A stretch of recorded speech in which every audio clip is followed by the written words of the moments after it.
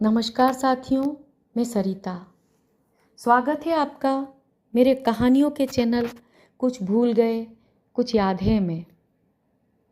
यहाँ मैं प्रत्येक अंक में आपके लिए एक नई कहानी लेकर आती हूँ। हम कहानियों के आदी हैं। शरीर के सो जाने पर भी मन पूरी तरह जागता रहता है और खुद को कहानियाँ सुनाता रहता है। आज आप सुनेंगे मुंशी प्रेमचंद जी की एक लोकप्रिय कहानी ईश्वरीय न्याय। आइए सुनते हैं। कानपुर जिले में पंडित भृगुदत्त नामक एक बड़े जमींदार थे। मुंशी सत्यनारायण उनके कारिंदा थे। वह बड़े स्वामी भक्त और सचरित्र मनुष्य थे। उनके सुप्रबंध से रियासत दिनों दिन उन्नति करती जाती थी। ऐसे कर्तव्यपरायण सेवक का जितना सम्मान होना चाहिए उससे अधिक ही होता था। संभव है उनसे आजीवन इसी तरह निभ जाती, पर भावी प्रबल है। प्रयाग में कुंभ लगा तो पंडित जी भी स्नान करने गए। वहाँ से लौटकर फिर वह घर न आए। मालूम नहीं किसी गड्ढे में फिसल पड़े या कोई जल जंतु उन्हें खींच ले गया। अंत्येष्टि क्रिया से निवृत्त होकर एक दिन शोकातुर पंडिताइन ने उन्हें बुलाया और रोकर कहा, जब तक मालिक जिए तुम्हें अपना भाई समझते रहे। मुझे विश्वास है कि तुम उसी तरह इस भार को संभाले रहोगे। सत्यनारायण ने रोते हुए जवाब दिया, भाभी आप धीरज रखें, किसी प्रकार की चिंता न करें। मैं जीते जी आपकी सेवा से मुंह न मोड़ूंगा। इस घटना के बाद कई वर्षों तक मुंशी जी ने रियासत को संभाला। अन्य रईसों में उनका आदर था, पर मान वृद्धि एक महंगी वस्तु है। और भानकुंवरी वह मनुष्य की मनोवृत्तियों से परिचित न थी। पंडित जी हमेशा लाला जी को इनाम इकराम देते रहते थे। वे जानते थे कि ज्ञान के बाद ईमान का दूसरा स्तंभ अपनी सुदशा है।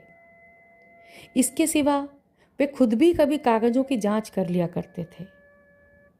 नाम मात्र ही को सही, पर इसी निगरानी का डर जरूर बना रहता था, क्योंकि ईमान का सबसे बड़ा शत्रु अवसर है। भानकुंवरी इन बातों को जानती न थी। अतएव अवसर तथा धनाभाव जैसे प्रबल शत्रुओं के पंजे में पड़कर मुंशी जी का ईमान कैसे बेदाग बचता। कानपुर शहर से मिला हुआ ठीक गंगा के किनारे एक बहुत आज़ाद और उपजाऊ गांव था। पंडित जी इस गांव को लेकर नदी किनारे पक्का घाट, मंदिर, बाग, मकान आदि बनवाना चाहते थे, पर उनकी यह कामना सफल न हो सकी। संयोग से अब यह गांव बिकने लगा। उनके जमींदार एक ठाकुर साहब थे। किसी फौजदारी के मामले में फंसे हुए थे। मुकदमा लड़ने के लिए रुपए की चाह थी। मुंशी जी ने कचहरी में यह समाचार सुना। चटपट मोल तोल हुआ। दोनों तरफ गरज थी। सौदा पटने में देर न लगी। बयनामा लिखा गया, रजिस्ट्री हुई। रुपए मौजूद न थे। एक महाजन के यहाँ से 30,000 रुपये मंगवाए गए और ठाकुर साहब को नज़र किए गए। यह सब लिखा पढ़ी मुंशी जी ने अपने ही नाम की, क्योंकि मालिक के लड़के अभी नाबालिग थे। मुंशी जी बेनामा लिए असीम आनंद में मगन भानकुंवरी के पास आए, पर्दा कराया और यह शुभ समाचार सुनाया। भानकुंवरी ने सजल नेत्रों से उनको धन्यवाद दिया। पंडित जी के नाम पर मंदिर और घाट बनवाने का इरादा पक्का हो गया। मुंशी जी दूसरे ही दिन उस गांव में आए। आसामी नजराने लेकर नए स्वामी के स्वागत को हाजिर हुए। शहर के रईसों की दावत हुई। मंदिर आदि बनवाने के लिए आबादी से हटकर रमणीक स्थान चुना गया।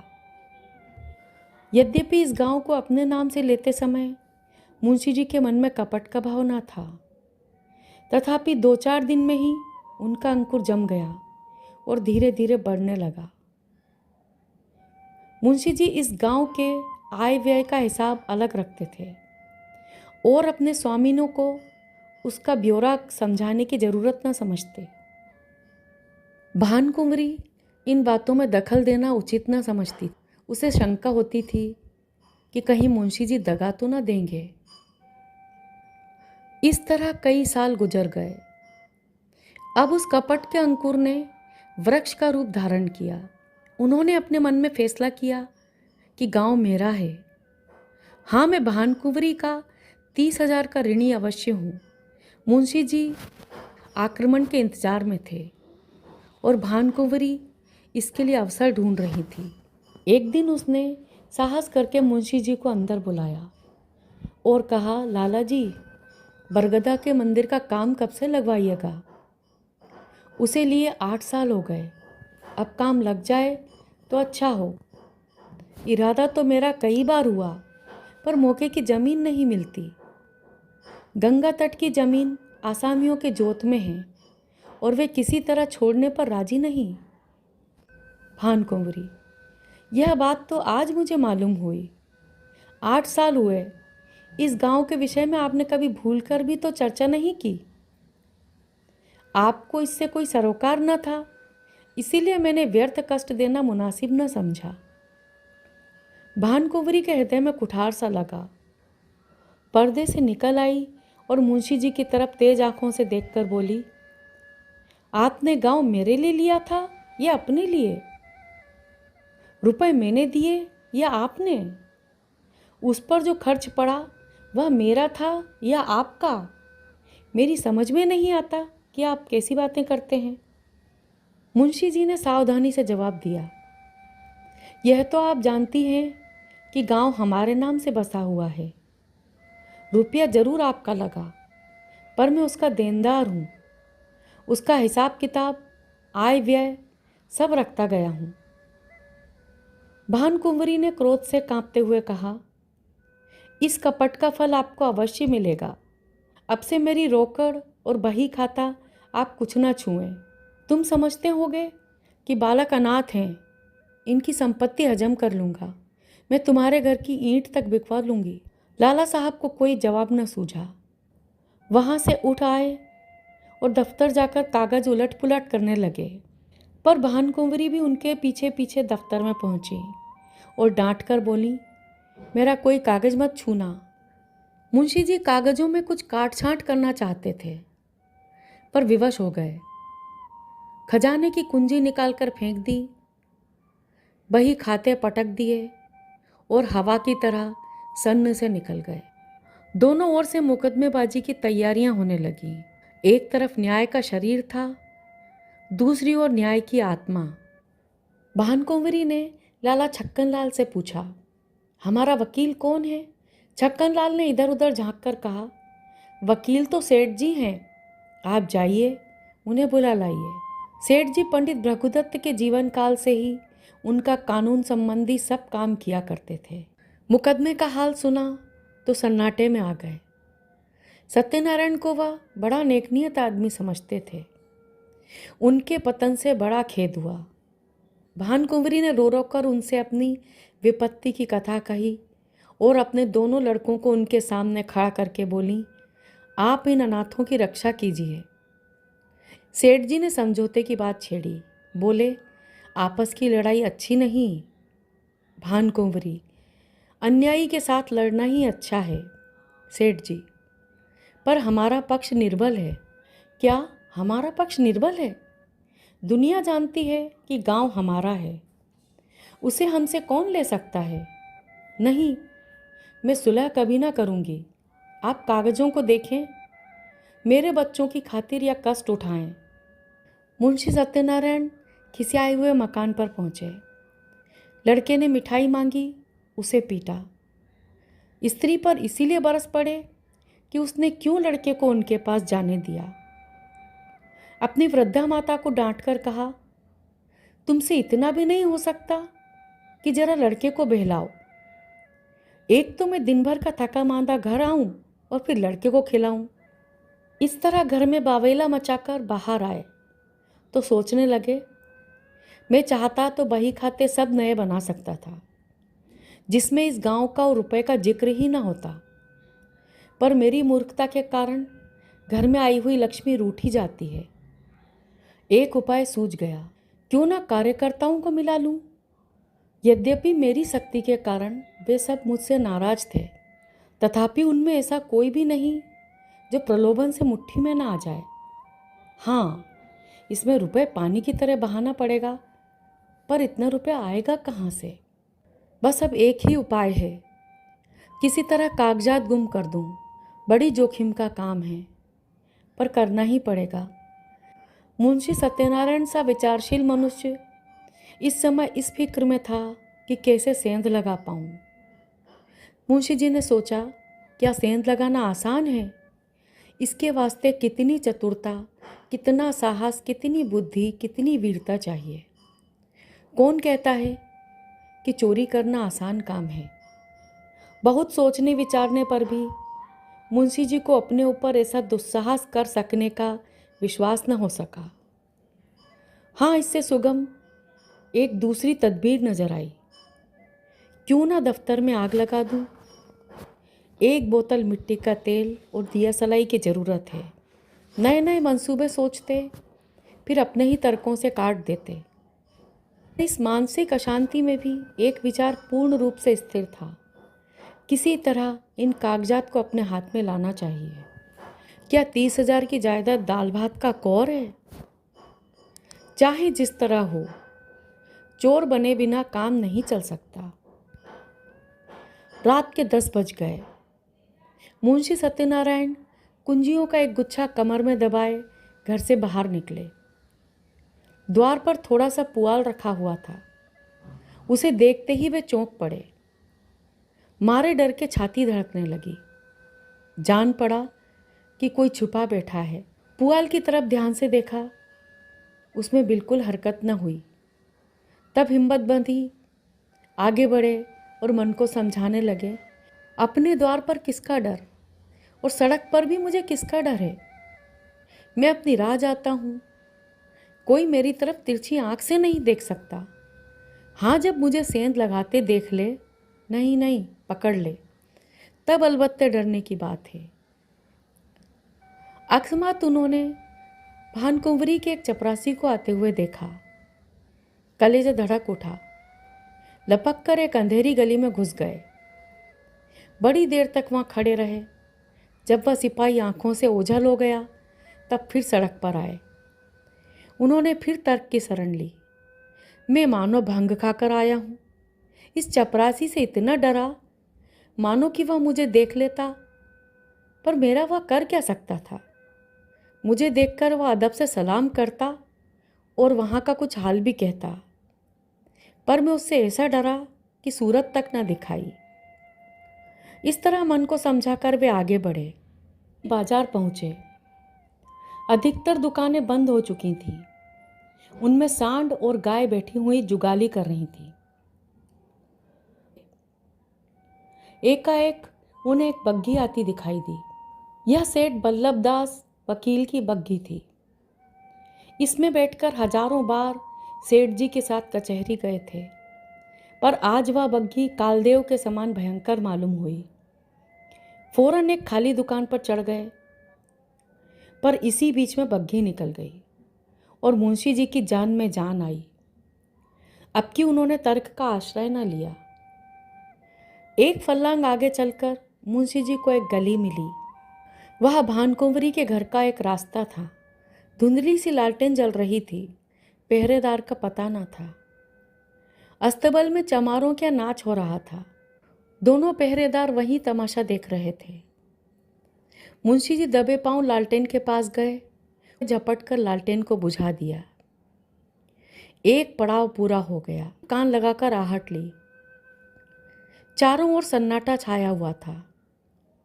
केवल चमारों का कोलाहल सुनाई देता था। शरीर का एक एक रोम, आंख और कान बना हुआ था। उनमें जितना पौरुष, जितनी चपलता, जितना साहस, जितनी चेतना, जितनी बुद्धि, जितना औसान था, वे सब इस वक्त सजग और सचेत होकर इच्छा शक्ति की सहायता कर रहे थे। दफ्तर के दरवाजे पर वही पुराना ताला लगा हुआ था। इसकी कुंजी आज बहुत तलाश करके वे बाजार से लाए थे। ताला खुल गया। मुंशी जी दफ्तर में दाखिल हुए। फिर थर थर काँप रहे थे। पल भर में मुंशी जी ने बहियों को उल्टा पलटा। इतना अवकाश कहाँ था कि जरूरी कागजात छांट लेते। उन्होंने सारी बहियों को समेटकर एक गट्ठर बनाया और सिर पर रखकर तीर के समान कमरे के बाहर निकल आए। उस पाप की गठरी को लादे हुए वह अंधेरी गली से गायब हो गए। तंग अंधेरी दुर्गंधपूर्ण कीचड़ से भरी हुई गलियों में वे नंगे पांव स्वार्थ, लोभ और कपट का बोझ लिए चले जाते थे। बहुत दूर तक भटकने के बाद वे गंगा किनारे पहुंचे। तट पर कई साधु धूनी जमाए पड़े थे। मुंशी सत्यनारायण के घर में 2 स्त्रियां थीं, माता और पत्नी।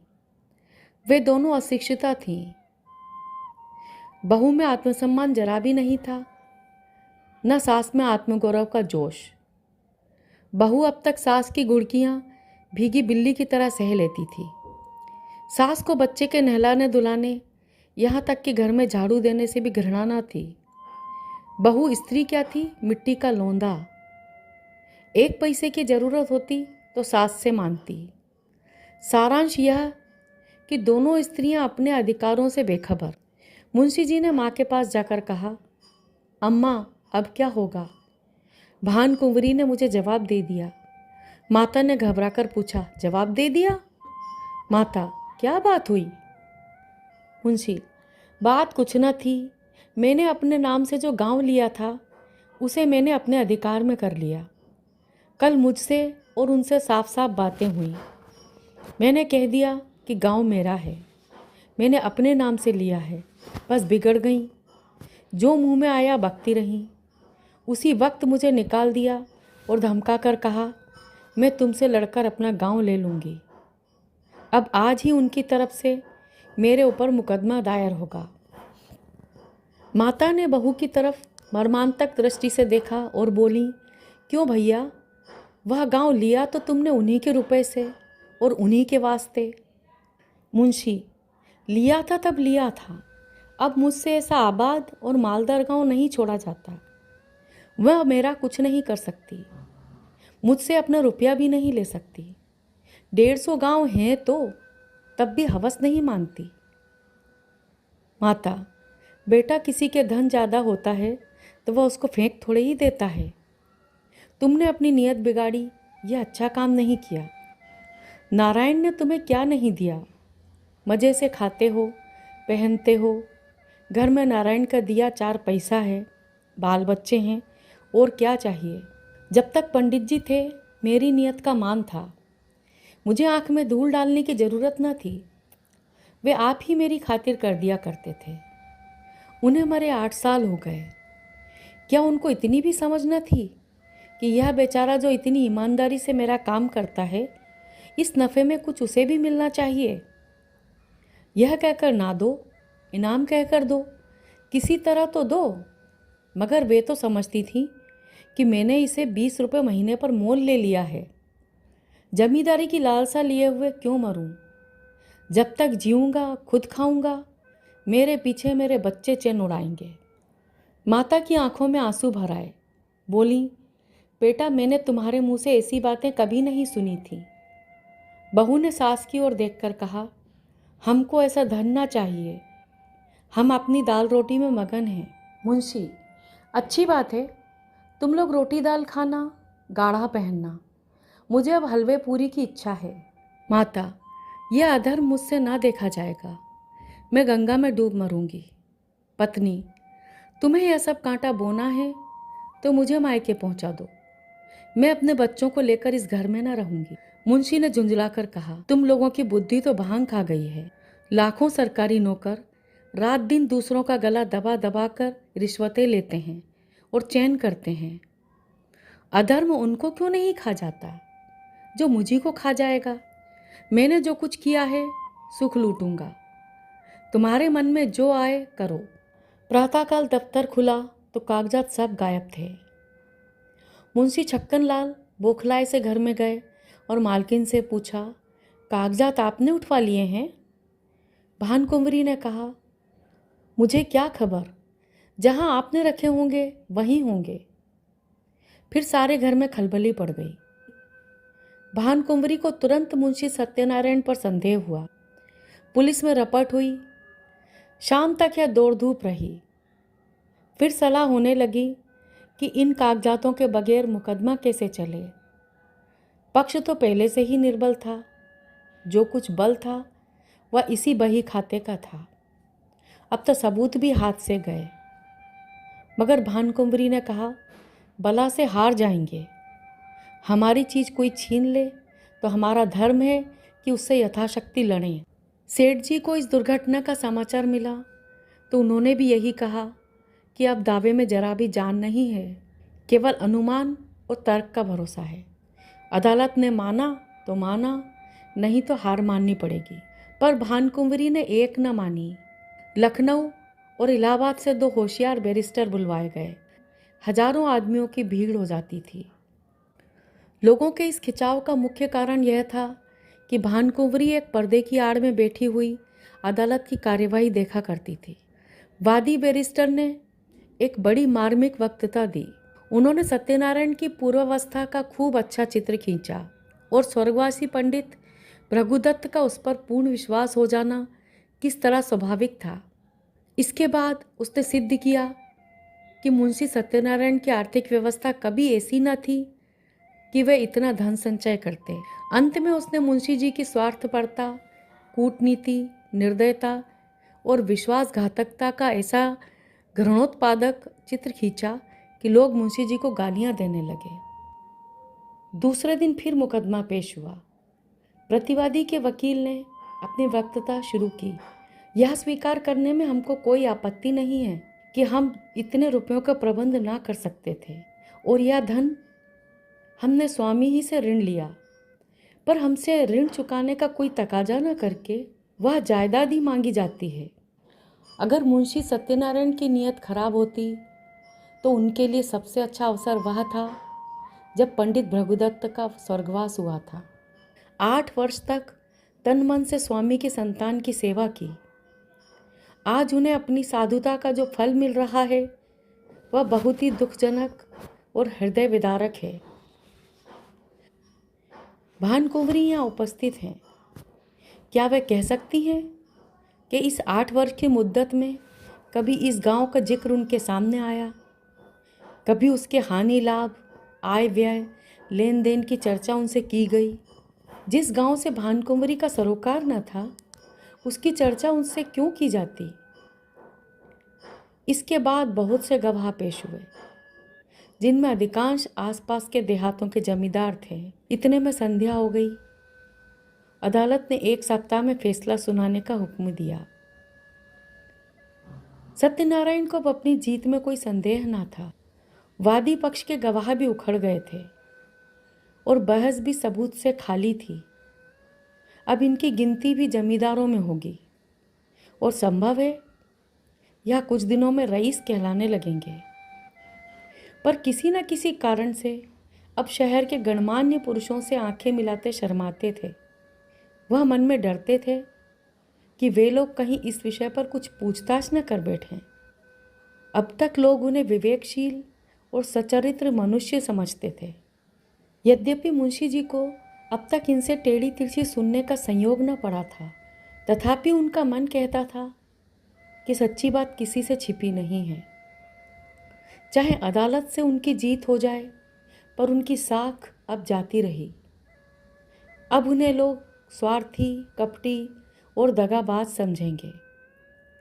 दूसरों की बात तो अलग रही, स्वयं उनके घरवाले उनकी उपेक्षा करते थे। जो मनुष्य सदैव सर्वसम्मानित रहा हो, जो सदा आत्माभिमान से सिर उठाकर चलता रहा हो, वह कभी सर्वथा लज्जा शून्य नहीं हो सकता। मुंशी जी ने समझा था, मैं इस काम को ऐसी गुप्त रीति से पूरा कर ले जाऊंगा कि किसी को कानो कान खबर न होगी। बाधाएं आ खड़ी हुई। उनके हटाने में उन्हें बड़े दुस्साहस से काम लेना पड़ा, पर यह भी उन्होंने लज्जा से बचने के निमित्त किया, जिसमें यह कोई न कहे कि अपनी स्वामिनी को धोखा दिया। इतना यत्न करने पर भी निंदा से न बच सके। मुंशी जी सोचने लगे, अब मुझे धन संपत्ति मिल जाएगी, ऐश्वर्यवान हो जाऊंगा। अदालत का फैसला मुझे लोक निंदा से ना बचा सकेगा। चित्त की शक्ति खोकर, लोक लज्जा सहकर, जन समुदाय में नीच बनकर और अपने घर में कलह का बीज बोकर यह संपत्ति मेरे किस काम आएगी। परमात्मा, इस दुर्दशा से मेरा किसी तरह उद्धार करो। क्यों न जाकर मैं भानकुँवरी के पैरों पर गिर पड़ूं और विनय करूं कि यह मुकदमा उठा लो, पर अब क्या हो सकता है। भानकुँवरी को भी विश्वास हो गया कि अब गांव हाथ से गया। रह रहकर मुंशी सत्यनारायण पर क्रोध आता था। न्याय वह है जो दूध का दूध, पानी का पानी कर दे। खैर, गांव जाता है तो जाए, लेकिन सत्यनारायण, तुम शहर में कहीं मुंह दिखाने के लायक भी ना रहे। तुम हमारा एक गांव ले गए। नारायण चाहेंगे तो तुम भी इससे सुख ना पाओगे। फैसले का दिन आ गया। आज इजलास में बड़ी भीड़ थी। नियत समय पर जज साहब ने इजलास सुशोभित किया।